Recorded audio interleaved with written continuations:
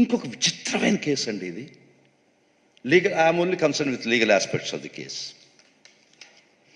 వారు 11వ తేదీ report mail పంపిస్తారు, 11th. 11వ తేదీ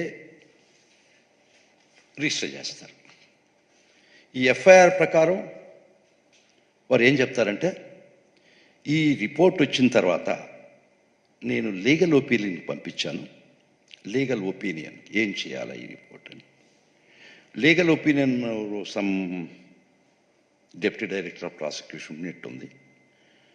వారు లీగల్ ఒపీనియన్ పంపించి 11వ తేదీ, చాలా ముఖ్యం, ఇంపార్టెంట్, 11వ తేదీ మెయిల్ వస్తుంది. 11వ తేదీ కేసు రిజిస్టర్ చేయరు. 11 లీగల్ ఒపీనియన్ పంపిస్తారు. 11 legal, very very crucial legal opinion పంపిస్తారు. వారు 11 లీగల్ ఒపీనియన్ తిరిగి పంపించేస్తారు. వారే సెక్షన్లు వేసి, ఈ సెక్షన్ కింద రిజిస్టర్ చేసి జగన్మోహన్ రెడ్డి మీద రిజిస్టర్ చేయండి, అందరు ముద్దాయిల మీద చేసేయండి, 307 పెట్టండి, చాలా అఫెన్సెస్ పెడతాడు.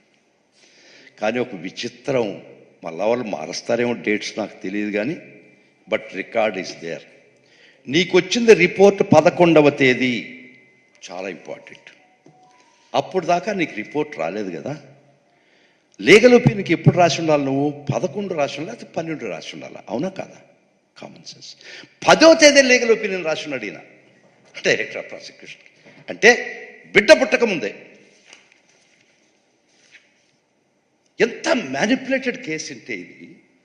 నీకు అసలు రిపోర్ట్ వచ్చిందే 11/6 కదా, 11/6. 11/6 నీకు రిపోర్ట్ ఇస్తే కలగన్నావా, సోదికి పోయినావా, లేకపోతే అంజనేసావా ఎక్కడైనా? 10వ తేదీ నువ్వు లీగల్ ఒపీనియన్ రాస్తావా?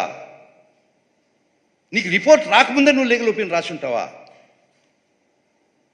ఇంతకన్నా మ్యానిపులేటెడ్ కేసుకి ఏం బయట పెడతావు ఈ స్టేజ్లో? నువ్వు ఎప్పుడు రాసి ఉండాలి లీగల్ ఒపీనియన్కి? అది నిజం అయితే, అదే కరెక్ట్ అయితే, అదే సత్యం అయితే 11 రాసి ఉండాలి. అంటే నీకు రిపోర్ట్ వచ్చిన తర్వాత దాని మీద లీగల్ ఒపీనియన్ రాయాలా? నీకు వచ్చిందే రిపోర్ట్ 11 అయితే, నువ్వు 10వ తేదీ ఒక లెటర్ రాస్తావా లీగల్ ఒపీనియన్ ఈ రిపోర్ట్ వచ్చిందని to the deputy director of ప్రాసిక్యూషన్కి? సో ఈ ఒక్క విషయం చాలదా? Please subscribe Telugu politics.